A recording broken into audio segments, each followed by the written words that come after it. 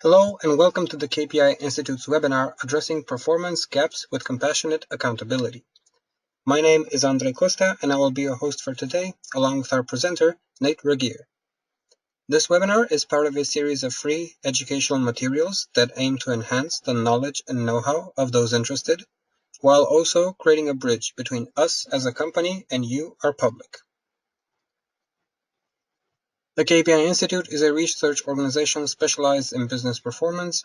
It operates research programs in 12 practice domains, each linked to a certification course, ranging from strategy and KPIs to employee performance, and from customer service to innovation performance.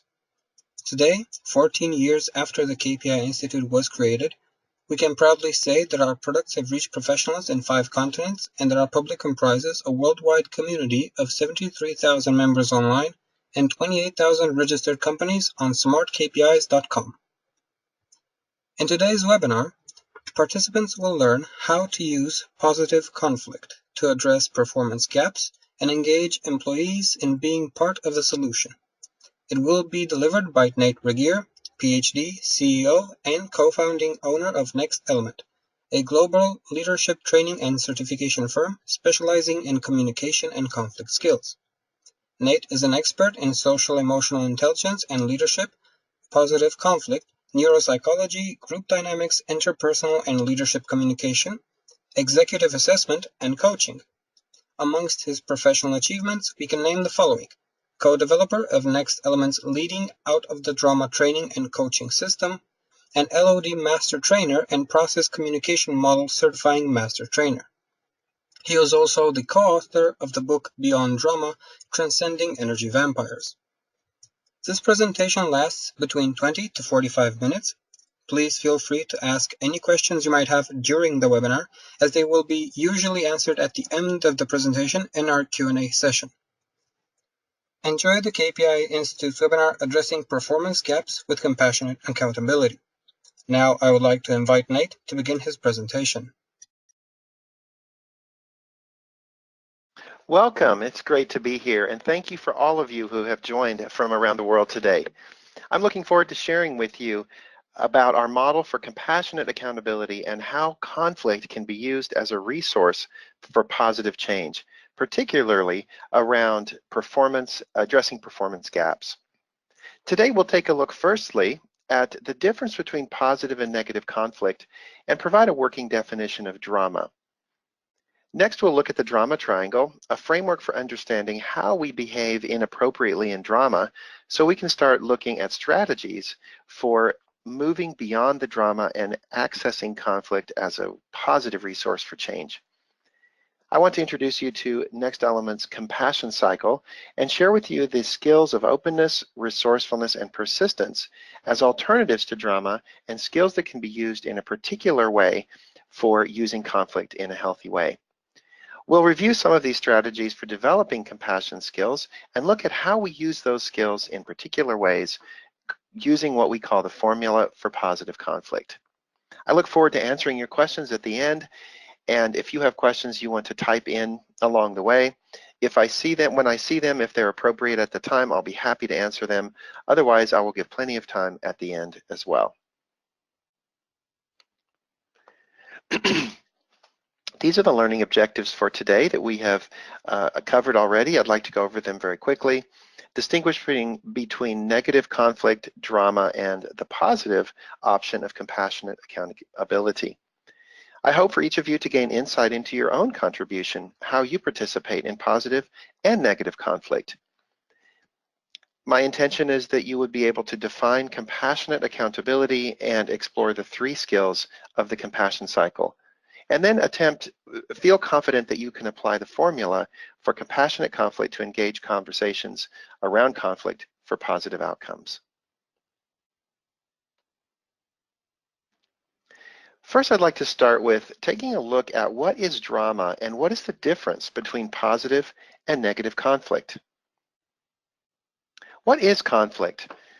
I once searched conflict on Google, and Google often will add extra words and phrases and attempt to populate the words. And what I found was 3 of the most common words associated with conflict on Google searches was mediation, management, and reduction. Each of those three words implies that conflict is a problem, that conflict is something to be mediated, managed, and reduced. I'd like to instead suggest that conflict is simply a gap between what we want and what we are experiencing. Ken Blanchard has this wonderful definition that a problem only exists if there is a difference between what is actually happening and what you desire to be happening. Maybe I want to be at work at 8 o'clock in the morning, but I'm in a drive-through for a coffee shop and there's 8 people in front of me and everybody is taking too long. We have a conflict. This gap between what we want and what we are experiencing certainly creates tension. And that tension might be between various extremes. Perhaps the tension is between where I am and where I want to go. That could be literally, physically, or even could be metaphorically in my life. What about the tension between where I want to go and where others want me to go? Have you ever felt pulled to go or do something that wasn't what you wanted? The tension between how I feel and how I want to feel. Some days I don't feel a lot of energy, but I want to. How about what I'm doing and what I want to be doing? I hope for each of you today, there's no tension between what you are doing and what you want to be doing. What I want and what I'm experiencing, that is one of the most common gaps that we see when there's conflict. And finally, how I see myself and how I want others to see me. Very often we operate around image and image management, and it's something that we think about, and it does consume energy. So there is lots of energy in this gap. Maybe you experience it in terms of your heart rate goes up. Maybe you feel excitement. Some people feel tension in their shoulders. Some people get headaches, cold, clammy hands. Everybody experiences that energy in the gap in different ways. Maybe you've experienced it positively. Recently, I was looking for a used car for my daughter for when she goes to college. And I was very excited to close the gap between what I wanted, which was a reliable car for her, and what I was experiencing, which was I didn't have a car yet. And I had a lot of energy, and I used that energy productively to do research and make calls and drive cars and review my budget, and was able to close the gap. The real question is not whether that gap is good or bad. The real question is, how will we use that energy? I'd like to share a survey with you, a brief survey, and ask you to answer to yourself yes or no to each of these questions. How do you spend gap energy? Do you ever do things for people even though they don't ask for help? Do you avoid asking for what you want when there's conflict? Do you lose patience when things don't go your way? Do you avoid sharing your feelings about a situation, thinking it won't matter or it will just cause problems, or maybe nobody will care anyways? Do you use fear, guilt, or even intimidation to influence behavior? I know my parents did when I was growing up. Do you ever get angry with others who aren't as committed as you? Do you ever get frustrated because people aren't working as hard, they don't seem to take it as seriously as you, and they just don't seem to care enough? Do you ever give unsolicited advice to make others better because you know what they need and it would be good for them if they would take your advice? Do you ever choose compromise to avoid conflict? Interesting statistic. We administered this survey online for about a year and obtained thousands of responses from people around the world.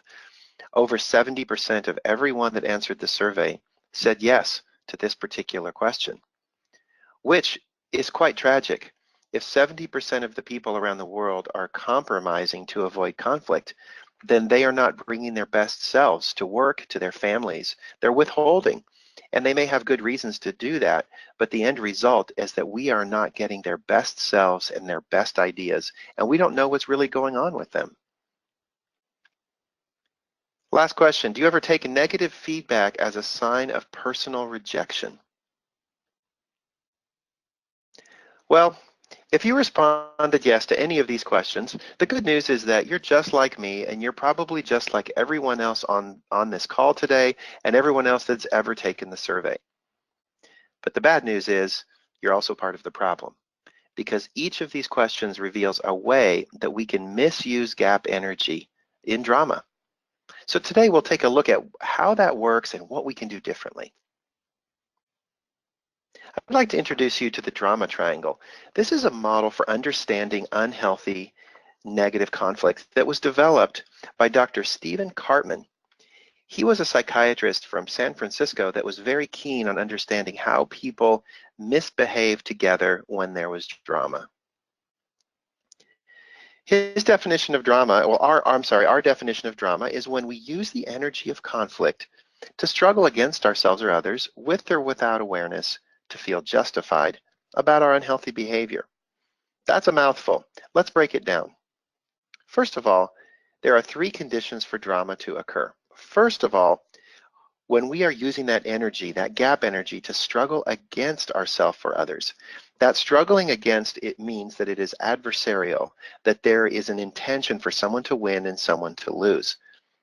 That struggle might be inside with ourselves. If you've ever had 2 voices inside battling against each other, you know what that feels like. The second condition is with or without awareness. We may or may not be aware that we are doing this. It might be a habit. It might be subconscious. It might be something that we've been doing since we were little, and we do it automatically. Finally, to feel justified about our behavior. Self-justification, I believe, is one of the most pervasive and strong human urges across the world. Feeling justified means we want to be able to say, yes, see, I was right.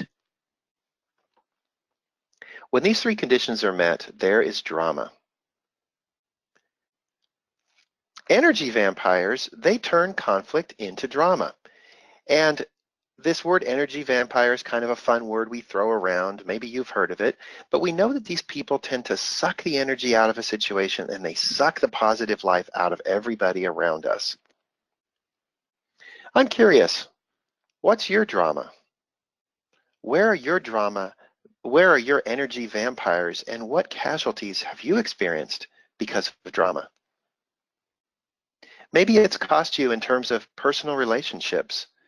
Maybe you're stressed out and preoccupied thinking about situations where there's conflict that has turned into drama.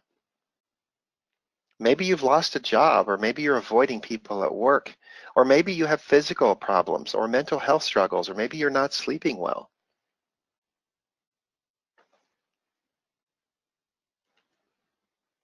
There's been research on this. I'd like to share with you one of the best studies on global workplace conflict commissioned by CCP Inc. They surveyed 5,000 employees from companies in 9 different countries around Europe and America, and studied very carefully what is the impact of conflict on people. What they found is that on average, people spend over 2 hours a week dealing with conflict when they're not productive and they are not in a great space. It varied for different countries around the world. If you are from Belgium, congratulations, you had the lowest amount of conflict per week. 90% of respondents experienced conflict that had escalated. And usually what they reported is there had been personal attacks, or maybe people were sick or absent from work, or departments were fighting with each other. And the result is that employees feel demotivated, they feel angry and frustrated, nervous and stressed, and very often there are psychological, physical, or mental health problems. Here are some of the top energy vampires. This is from the research by CCP, and also we have noticed this to be true in our work. One of the top energy vampires is personality clashes and ego struggles. People of different personalities misunderstanding each other, miscommunicating, causing trouble. Gossip is another huge energy vampire that steals a lot of energy away from productivity and morale. Passive aggressive behavior is another energy vampire. People do not deal directly with their conflicts. Instead, they talk to other people, or they say it indirectly in ways that do not get to the heart of the issue, and it's not honest. Toxic employees are another one of the top energy vampires. Research by Harvard Business School showed that hiring a superstar performer can add over $5,000 per year to the value of that person to a company. However, keeping a toxic person costs way more than that. Almost $12,500 more per year is the liability of having a toxic person. So what they showed is avoiding hiring a toxic person is actually better for your company than finding a superstar. We work with a lot of companies that fire toxic employees or help them get out of drama, and it is very, very difficult, but every time it is tremendously beneficial to the company. Another top energy vampire is meetings. I don't know about you, but most of our customers will say that meetings are often very unproductive. They dread going to those meetings, and very often the only result of a meeting is that they have scheduled the next meeting. Maybe people dominate the meeting and one or two people are always talking, or maybe decisions are not actually made, or people are not held accountable. Or like one of my colleagues likes to say, if the real meeting starts after the meeting, then maybe you should not have had the meeting. We see the result of drama globally. Those of you from outside of America, you may be scratching your heads watching all of the drama going on in our country now. It's on the news everywhere. But it's not just in America. We have international conflict that escalates into violence between belief systems, violence between countries. And so we see the result of drama and negative conflict around us, and the casualties are staggering. Back to Cartman's drama triangle. Dr. Cartman identified a relationship between three behavioral roles that causes drama to happen. The first role is the role of the persecutor.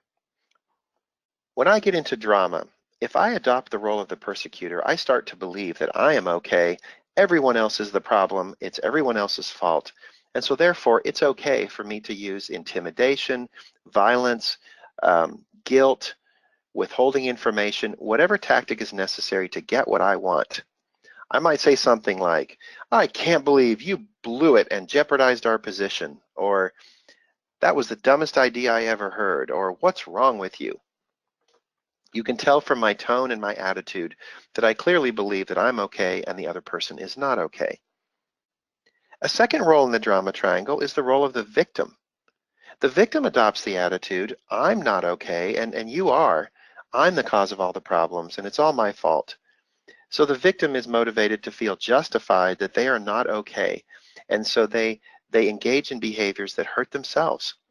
They might say something like, okay, whatever everyone else wants to do is fine with me. So they compromise on their boundaries and their values just to keep the peace and just to avoid getting rejected. The third role is the role of the rescuer. The rescuer adopts the attitude that they are the solution to everyone else's problems, and everyone would be better off if they would just take the rescuer's advice. So the rescuer likes to get involved in everyone else's problems and tell them what to do. Here, if you would just try my idea. And they can get very resentful if people don't appreciate their help, but they do tend to get involved and meddle in everyone else's business. So the persecutor, the victim, and the rescuer, they all need each other. They all operate in a triangle of drama where the only goal is to feel justified about our negative behavior.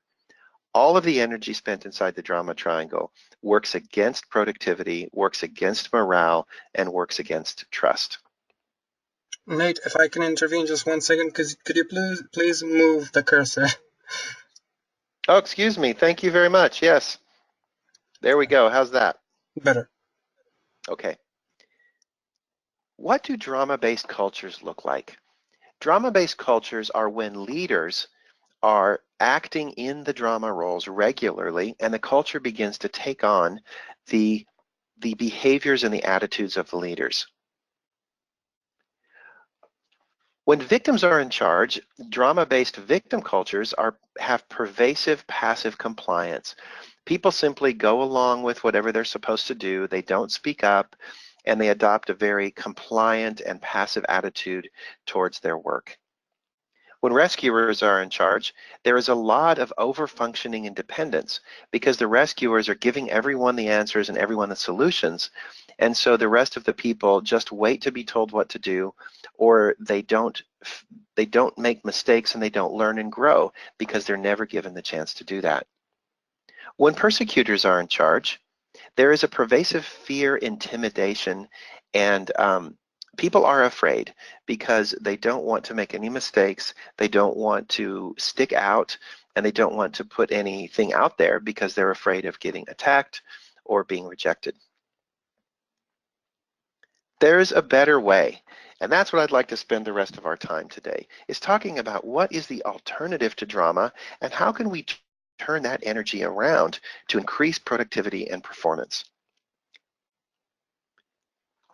I'm a fan of Michael Meade. He's a mentor of mine. He does extensive work with in Africa and in inner city with youth and violence, and he is very convinced that the purpose of conflict is to create, which I think is a really profound statement. The purpose of conflict is to create. What this says to me is that conflict is not an accident, that conflict exists in our world for a reason. And while it may have dangerous energy, we certainly can use that energy to create something amazing. So how do we do that? The compassion cycle. Over the last 10 years, Next Element, we have been exploring different ways to harness the positive power of conflict. We've developed what's called the compassion cycle, which is a constellation of 3 behavioral skills that we can use and practice and learn that create an antidote or an alternative to drama. And the power here is in understanding it's all about how we struggle. As I mentioned before, drama is about struggling against, where there is an adversarial relationship and there are winners and losers. Compassion is the alternative. I used to think compassion meant empathy and care and concern, and my heart goes out to you and I want to help you. And while that's part of the definition, it is much, much more. If we look at the Latin root of the word compassion, we see that it means struggling with. Com means alongside or with, and passion means to struggle or to suffer. So when we look at these 2 definitions, we see that the struggling maintains. That is the work of using conflict to create. The difference is whether we are struggling against people in drama or struggling with them in compassion to preserve their dignity and still hold on to our attention to results. So compassion then is using the energy of conflict to create by struggling with ourselves or other people in a spirit of dignity. Recently, we have launched our Leading Out of Drama system in China, and as part of that process, we translated it into Mandarin. Our translator sent us the characters and the words below and asked me, they said, we have several characters representing the word compassion, and we're curious which one you want us to use. Notice the difference. One of the characters is about a sense of sympathy, which was my traditional understanding of the word compassion, but they have another character that means sharing into the pain. What a perfect translation of the idea of struggling with. Next Element's compassion cycle is demonstrated here. There are 3 skills: openness, resourcefulness, and persistence, that are used in a particular order in a particular direction to harness the positive power of conflict and address the gap between what we want and what we are experiencing. Openness is the first skill. Openness lives with the mantra, I will be transparent with you and I will not judge what you share with me. Openness is about confident transparency and creating a safe place emotionally, physically, psychologically, and spiritually for people to reveal their true motives, their real feelings, and what they really want. This is a place where we acknowledge I'm okay, you are okay, and we need to get the real things out on the table. Because in conflict, very often we are withholding our motivations, we are not revealing our true feelings, and we are playing it safe to protect ourselves from getting hurt. So openness is the first step. Resourcefulness is the next skill. The mantra of resourcefulness is, I am willing to help you and support you, but I won't do it for you. We've often heard it said, giving a hand up instead of a hand out, or the Chinese proverb, you can teach a man to fish, or you can give him a fish and he'll eat for a day. If you teach him to fish, he can eat for the rest of his life. Resourcefulness is about creative problem solving that utilizes each person's unique strengths and capabilities so that we can become more capable and more independent as we grow together. Not that we are alone in this journey, but that together we are each developing ourselves so that we can be a stronger team. Resourceful people are able to fail and learn from that failure and use it as a stepping stone for success. Resourceful leaders and resourceful mentors and resourceful parents, they help the people they're working with grow and learn and become more confident and more capable in themselves instead of dependent for advice. Persistence leads with the mantra, I will hold myself and others accountable without attacking or blaming them. Persistence is about following through on promises, following through on boundaries, and sticking with the most important values and principles that are relevant in this situation. So persistent people, you can count on them to do what they say, to follow through on their promises, and to do their best work every day. They also care about helping others do the same thing, but they're not willing to attack or blame them from a persecutor position. When we are practicing openness, resourcefulness, and persistence, we are sending very important leadership messages. When we are practicing openness, we are sending the message that we are worthwhile. People want to know that they are seen as worthwhile and that they are seen as valuable. When they feel that way, they're able to give their best selves and able to be more vulnerable. Resourcefulness sends the leadership message that we are capable, that each person is capable of learning and growing and challenging themselves and making mistakes and learning from that. Persistence sends the leadership message that we are accountable, that we do follow through on our promises, and when we make a commitment, that we will work to meet that commitment, and that we will help each other follow through on our promises and our behaviors. We are worthwhile, we are capable, and we are accountable. Imagine a culture where that was true every day. Imagine a relationship where you knew at all times that your partner knew and believed that you were worthwhile, that you were capable, and you are accountable. Personally, it's one of the mantras I try to hold when I'm dealing with my family, is when I start to get upset, I want to remind myself, we are worthwhile, we are capable, and we are accountable. High-performing organizations practice the compassion cycle. They are open, resourceful, and persistent in equal measure. These organizations have safety. When they are open, they create a place where people feel safe to give their best selves, to reveal their true motives, and to put themselves out there for the good of the organization. Organizations that are resourceful have a culture of curiosity where people truly want to learn and grow, and they care about each other's ideas. And they don't ask rhetorical questions. They ask curious questions where they actually want to know the answer. High-performing organizations have consistency because persistence breeds consistency where people can count on certain things being the same from day to day. It's very important that there is some consistency in order for a culture to perform at the highest level.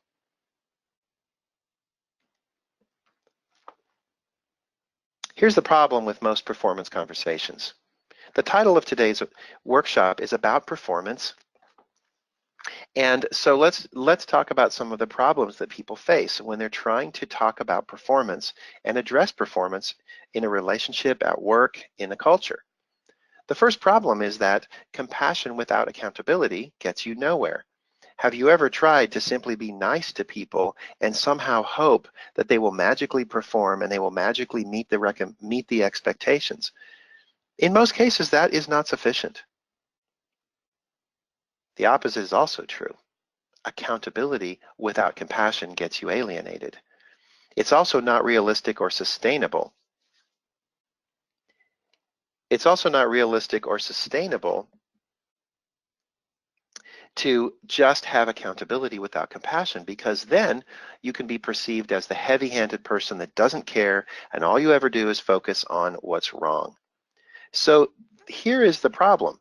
One without the other doesn't work. Bringing them together is the key. Blending these two is the art of performance and leadership. And this is what we've been practicing and training for the last 10 years. One without the other gets you nowhere. Openness without resourcefulness and persistence you will just get taken advantage of. Resourcefulness without openness and persistence will lead you to be trying to solve the wrong problems. Persistence without the other two creates an unsafe environment where people are scared and are withholding their best selves. So how do you blend these two? The compassion cycle blends compassion and accountability to form what we call compassionate accountability. First of all, openness creates a safe place where we can share our most important agendas and motives and feelings. Very often when people take advantage of us or don't seem to be paying attention, it's because there is something else going on that they're not telling us. Or maybe there's something we have going on that we're not telling them.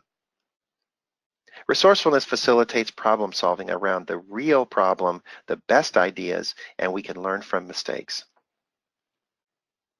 And persistence breeds confidence that we will uphold our values, we will finish what we start, and we will adhere to standards and commitments in our behavior.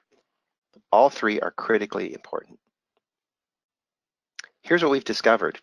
When we're addressing people around performance conversations and engaging that conflict, order matters. We've discovered that in this particular order, we can achieve the best outcomes.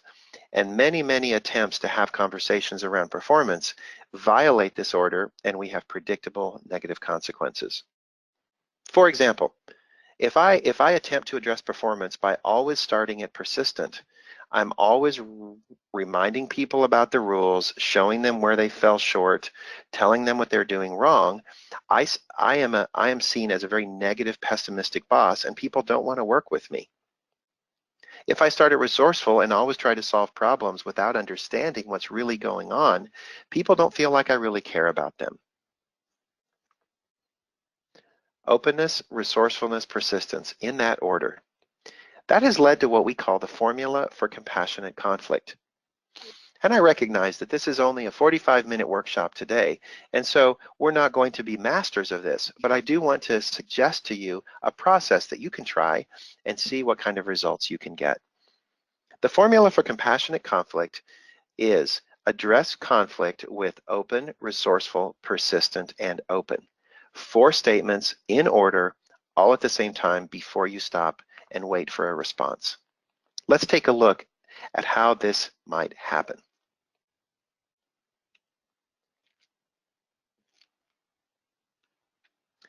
Let's imagine that there is some scary change going on in your organization. Maybe you're the boss and your employees are very scared. They've heard rumors, maybe there's been a memo that's gone out, and they're very anxious about how this will affect them. Maybe one of your employees comes to you and is all upset and anxious and worried. I don't know what's going to happen. Am I going to lose my job? And there is now a gap between what you want and what you are experiencing.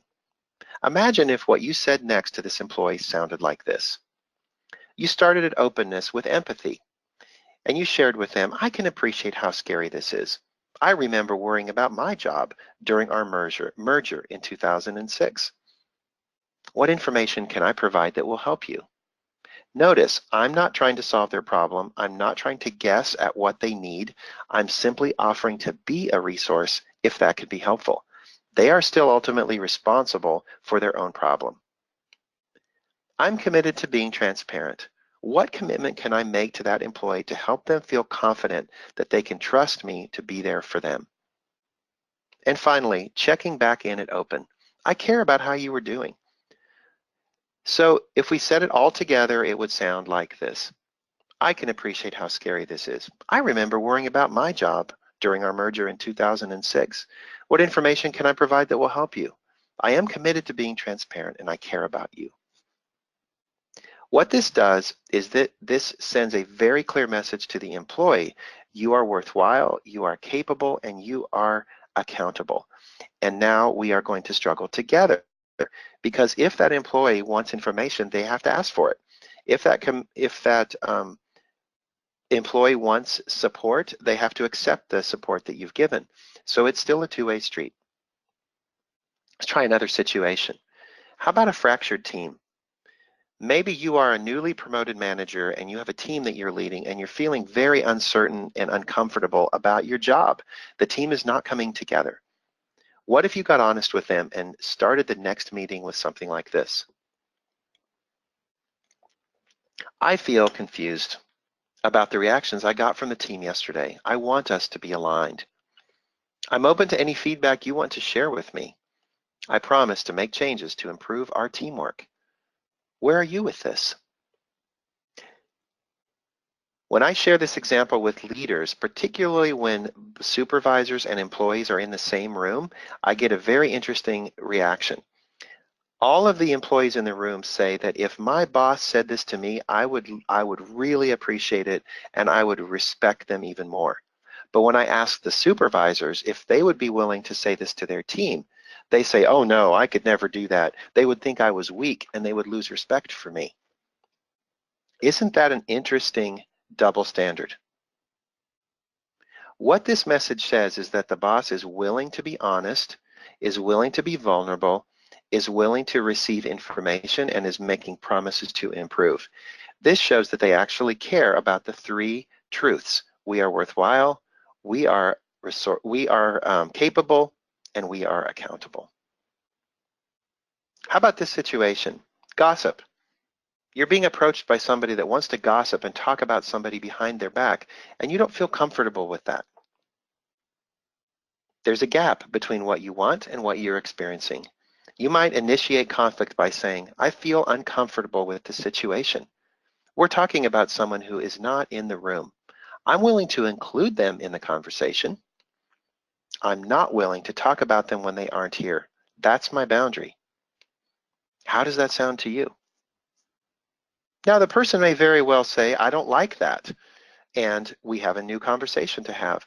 But what you are saying here is you are being honest about how you feel. You are offering information and resources at resourcefulness, and at persistence, you're being very clear about your boundaries and what you will not do. You're also checking in with them to show that you do care about who they are as a person.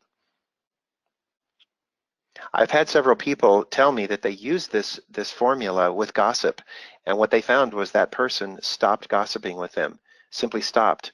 And I think what happened is they sent the message that I'm not a gossiper and it's not welcome here. And so the person stopped. They went to look for someone else to be a drama ally.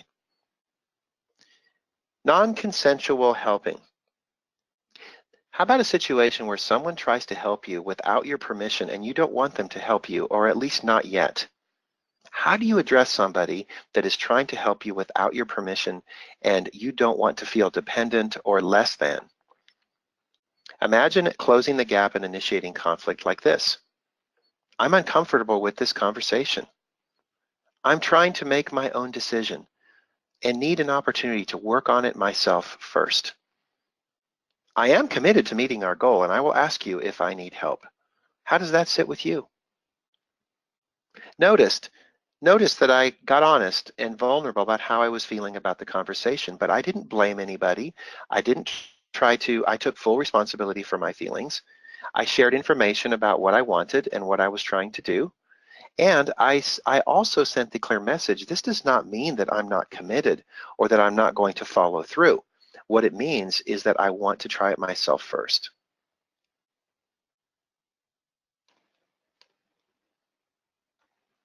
I have a question here. I'd like to take a couple questions. We have a few minutes. The question is, shouldn't you also take into account different personality styles? D personalities will tend to start with persistence and demanding, while S types may start and stop possibly with openness and resourcefulness. Love what you're teaching and would look for a book by you, by the way. Thank you, actually. I'll share information about my new book at the end. Absolutely. Personality types are very relevant here. What we have found, though, is that every personality type wants to know they're worthwhile, they're capable, and they're accountable. The difference is some have an easier time with certain skills and have a weakness on the other skills. So everyone can benefit by developing these 3 skills. Another question, when you practice openness and resourcefulness with lazy, dishonest staff, they will just take advantage of you because they refuse to be accountable. What do you do? Thank you, great question. And this has to do with persistence. A great example here is just because someone says, I don't want your help or I don't need your ideas, doesn't mean they're not accountable. And as leaders, we are always responsible for being a resource, being clear about the expectations, and following through on the consequences. If we're not willing to do that, our staff will take advantage of us. How about firing someone? I once used this formula to help a nurse manager fire 4 people in one afternoon, and it was very, very difficult. I'll share with you how it went. Each conversation started with the following. I can imagine that you have been worrying all day about this meeting. It's awkward. We're downsizing by 10%, and I've decided to let you go. I'm willing to share my reasons if you want to know. My decision is final, and I'm committed to helping you find the best possible exit plan. I'm anxious about doing this because I care about you.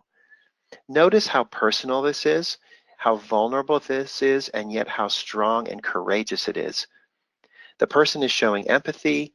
They are being crystal clear about the decision, but they're not giving information that the person hasn't asked for yet. And they're being real clear about what the boundaries are and what they're committed to do. This person fired 4 people, and sometimes they had to go around the cycle 2 or 3 or 4 or 5 times before the employee was willing to struggle with them to make that departure as positive as possible. Just because we say this one time doesn't mean it will work on the first time. We've experienced that about 50% of the time, the first cycle will invite someone to make a dramatically different response. After 3 times, about 80% of people will change their behavior, and sometimes it takes 5 or 10 times over the course of several weeks for some people to realize that you mean business and that you have changed the rules of the game. To wrap up, I want to ask the question, does it work in real life? Great question. It may sound great on these slides, but does it work in real life? And the answer is absolutely it does. It takes a ton of courage and a ton of dropping your old misconceptions about what you've tried before and what has happened in conflict with you before. And so a few quick tips I'd like to leave you with. First of all, it may take many cycles. And if I'm trying to learn a new skill or I'm trying to change the rules of how I do conflict, it takes time for me to get good at it. It takes time for people to realize that I'm serious. If I set a boundary with my child, they're not going to agree the first time I set that boundary, particularly if it's a boundary that I have let them violate many, many times before. So it takes time to establish new ways of doing conflict. Second, the more you practice, the better you work. The better it works. It's like any skill. And in my book, Conflict Without Casualties, which I'll share with you later, there is lots and lots and lots of opportunities for you to practice. And finally, if you're going to take away just one thing that you're willing to try starting at open. We have hashtag started open, and you can use that hashtag to see a lot of resources for how to do this. But we have found that simply making yourself willing to be vulnerable and share what your real motive is and how you're really feeling without blaming anybody can make amazing steps towards having healthy conflict. So in review, I've attempted to argue that conflict is not bad. It's simply the gap between what we want and what we're experiencing. And we have choices. In conflict, we can struggle against each other in drama, or we can use that energy to struggle with each other in compassion. Drama includes any harmful interactions between victims, persecutors, and rescuers. Maybe you've identified which of these roles are more likely for you. Certainly personality type influences that. And you can find this out for yourself in my book. There's a free assessment that comes with the book where you can obtain your own drama resilience assessment. Compassionate accountability involves using the skills of openness, resourcefulness, and persistence in a specific way to close that gap in a way that does not generate casualties. And finally, the compassion cycle helps us use conflict to create instead of destroy. I believe that the misuse of conflict energy is the biggest energy crisis facing our world. And if we can turn that gap energy into something productive with compassionate accountability, there's no telling what we can accomplish. If you're interested in the references, here they are. And what I'd like to share real briefly is that Next Element, we are a global training and certification company. We certify trainers, coaches, and consultants to use our online assessments and our curriculum, both digital and printed curriculum, to help build cultures of compassionate accountability with your customers. My book, Conflict Without Casualties, is available in hard copy and ebook from any of these vendors. And this book is a complete field guide to everything we've talked about and so much more today, with specific action guides, discussion questions, and access to your own personal assessment. If you're a trainer, a consultant, or a coach, and you would like to get access to our training curriculum called Leading Out of Drama, feel free to contact us and we can share with you what's available and find what might be the best path for you. So I end with asking you, what could compassionate accountability do for you? And I'm open to any additional questions that you have.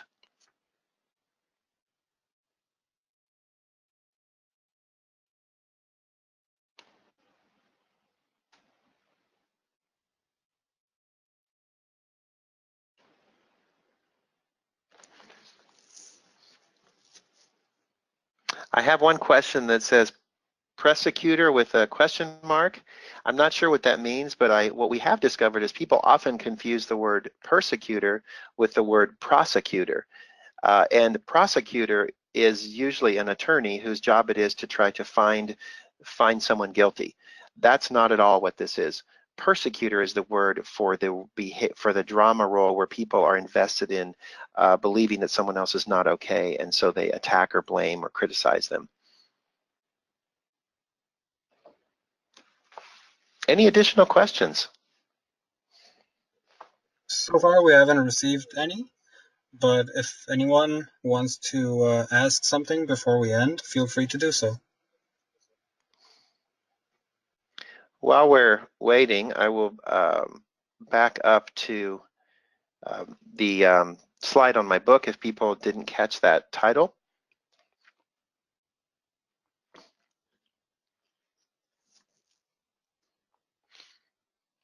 And also here is another overview of the materials that we make available for trainers.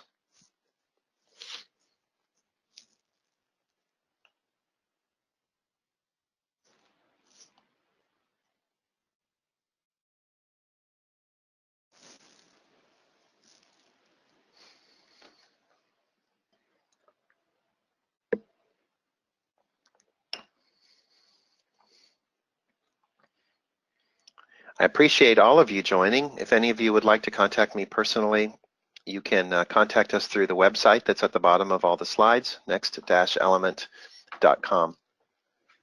So we received one question. Do you have training sessions in Houston or where else? Oh, thank you. We are based in Kansas, and we have regular public seminars in Kansas. We will do trainings anywhere. Usually we require a critical mass, a minimum number of people to come to you, and it's usually not more than maybe six to seven people. But yes, we do have training sessions in Kansas, and we do have certified trainers around the country that can provide additional training.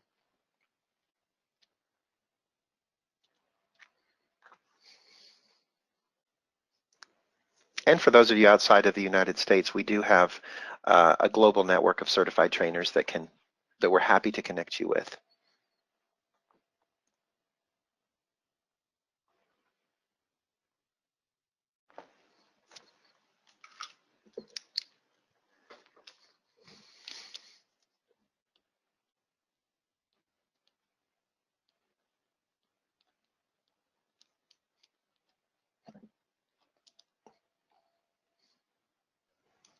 Another question, is your book available internationally?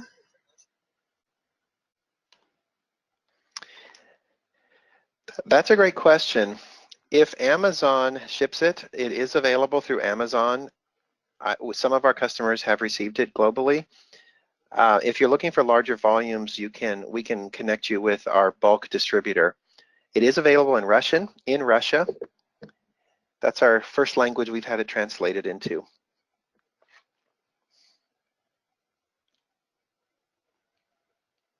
Mark, where are you based? He noted he is based in Manila, Philippines. Okay.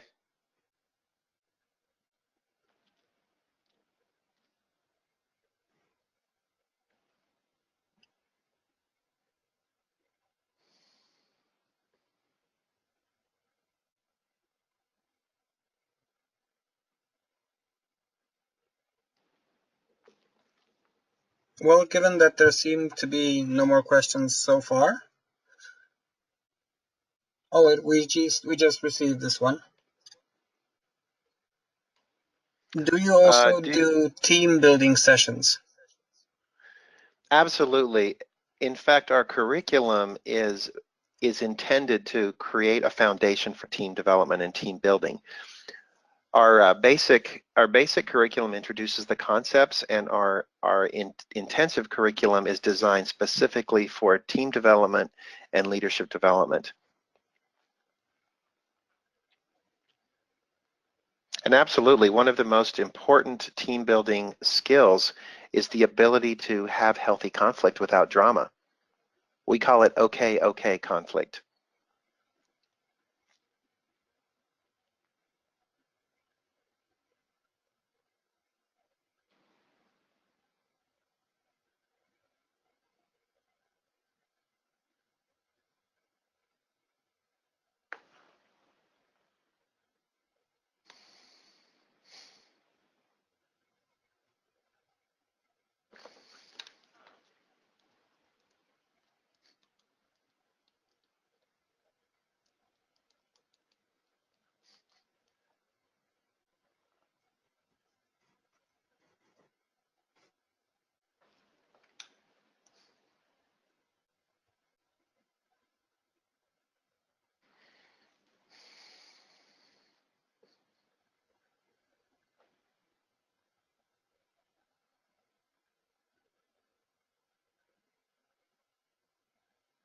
All right.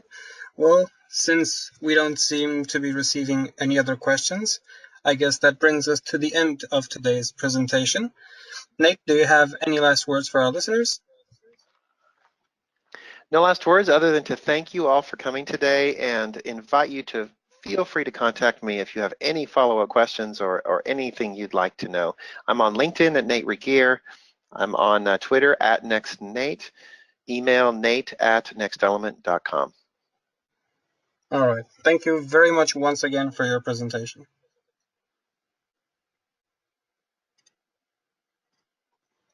The KPI Institute appreciates your interest in the webinar Addressing Performance Gaps with Compassionate Accountability. Follow our websites and our social media channels to find out more details about our next webinars whenever they get posted. Also, if you are interested in getting a certification granted by the KPI Institute on vital areas within the performance management discipline, you can explore our scheduled courses on marketplace.kpiinstitute.org. Furthermore, if you liked today's presentation and would like to learn more about managing conflict at work between coworkers and turning it into a productive element instead of letting it destroy relationships, go ahead and visit nextelement.com. Thank you once again for your participation. We wish you the best of performance and have a nice day.